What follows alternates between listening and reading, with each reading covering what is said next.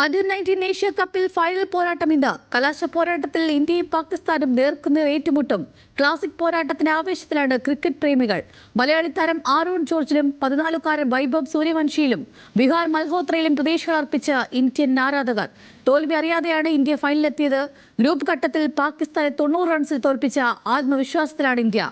രാവിലെ 10:30 ദുബായിലെ ICC ഗ്രൗണ്ടിലാണ് കലാശ പോരാട്ടം.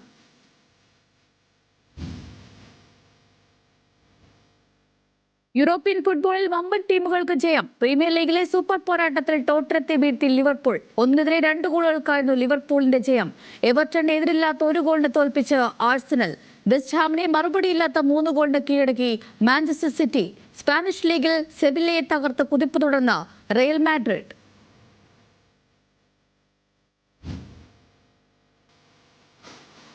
ഇംഗ്ലീഷ് പ്രീമിയർ ലീഗിൽ വിജയവഴിയിൽ തിരിച്ചെത്താൻ മാഞ്ചസ്റ്റർ യുണൈറ്റഡ് ഇന്നിറങ്ങും. ആസ്റ്റൺ വില്ലയാണ് യുണൈറ്റഡിന്റെ എതിരാളികൾ. രാത്രി 10-ന് വില്ല പാർക്കിലാണ് മത്സരം. ലാലിഗയിൽ തലപ്പത്ത് തുടരാൻ ബാഴ്സലോണയും കളത്തിലിറങ്ങും. വിയ്യറയലാണ് ബാഴ്സയുടെ എതിരാളികൾ.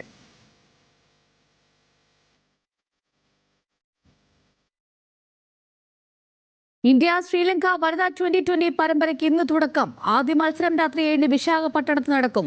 ഏകദിന ലോകകപ്പ് നേട്ടത്തിന് ശേഷം ആദ്യമായാണ് ഇന്ത്യൻ വനിതകൾ കളത്തിലിറങ്ങുന്നത്. 5 മത്സരങ്ങളുള്ള പരമ്പരയിൽ ആദ്യ 2 മത്സരങ്ങൾ വിശാഖപട്ടണത്തും അവസാന 3 മത്സരങ്ങൾ തിരുവനന്തപുരത്തുമാണ് നടക്കുക.